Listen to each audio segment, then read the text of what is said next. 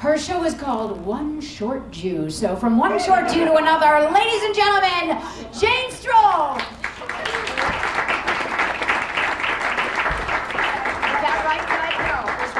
It was close enough. It's one small Jew. Let's and it's a working title because really, please dear God in heaven. So listening to all these fabulous singers, and I basically have gotten so depressed that I almost can't speak because I'd like to be a singer, and I also like to be a blonde with legs that never stop. But you get what you have, and you have what you get.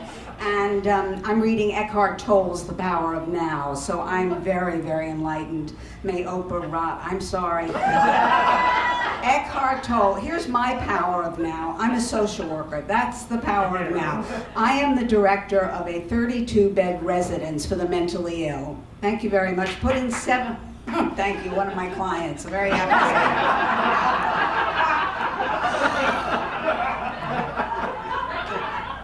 say. If I put in 7 more beds, I could house the staff. It's a bloody nightmare. I have a boss who is totally evil incarnate. I pass her in the hall, I smell sulfur. The woman really should be... And they call me because it's open 24 hours. I get calls. It's such a nightmare. 3 o'clock in the morning, my phone is ringing. This person on the other end is telling me they're having a massive panic attack and they can't go to sleep. I have to remind them, you're not supposed to go to sleep. You're the overnight staff. You imbecile.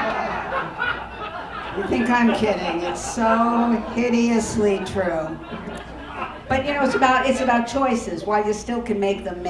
Make smart ones. I made dumb ones. I really did. I wanted to be an actress. I had the opportunity to go to bed with lots of successful men. I did. No. Do I pick a man who can help my career? No. I pick a schlepper who can do absolutely nothing for me. This is what I had the opportunity to go to bed with Dustin Hoffman. Who do I don't take it. No, don't woo. I didn't take it. I went to bed with his stand-in, Irwin.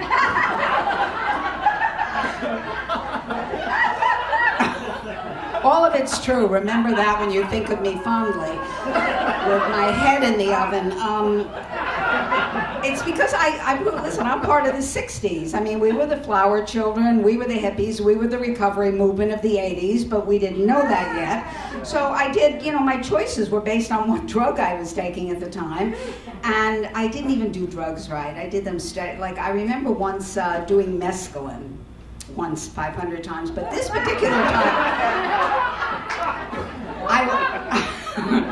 I was in Mexico with one of my hostile New York girlfriends, and she said, I have a great idea what we can do today. Let's take mescaline and go snorkeling.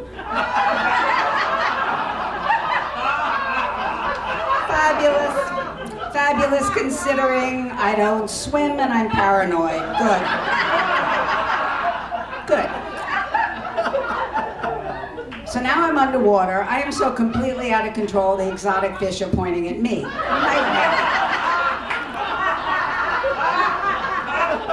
Nightmare, can't breathe, hyperventilating. Now I start hallucinating. May the good times roll. All of a sudden, I think I see a gefilte fish rushing toward me.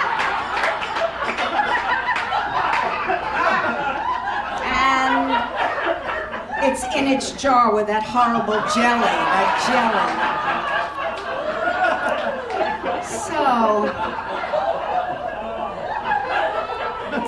But I've done all the work. I've done the forum, I've done EST, I've done therapy, I've done everything. Went to channelers. I figured the living can't help, so I started asking the dead.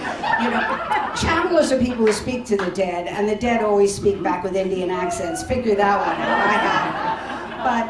And I say this because I've forgiven my parents. I have. They were they were 2 other small Jews raising me in Manhattan, and they didn't do the greatest job, but they tried.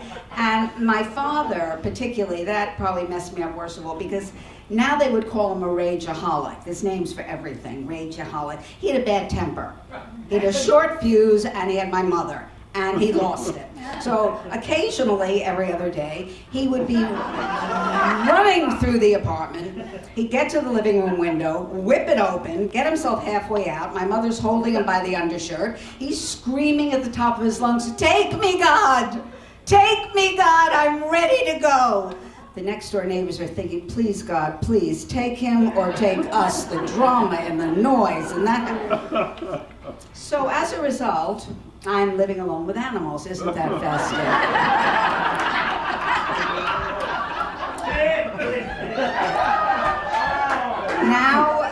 Now it's cats. Now it's cats because I'm too irresponsible to have a dog apparently, and people think they're wonderful, beautiful. They're the most disgusting creatures living. Let me tell you, a dog is a basic animal. It vomits, it eats it, it's over. A cat, no, a cat, it's a production with a whoo, whoo, whoo. 3 o'clock in the morning, pillow next to me, I hear whoo, whoo, whoo. I got very nervous. I thought my boyfriend was having a heart attack. And then I remembered I don't have a boyfriend these days.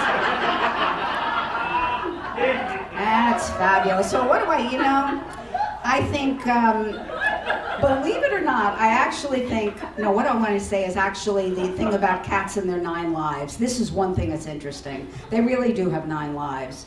God help them. They have 9 lives. I had a cat. She fell out a 5-story window and survived. She was staying with my parents at the time. It was probably a suicide attempt. It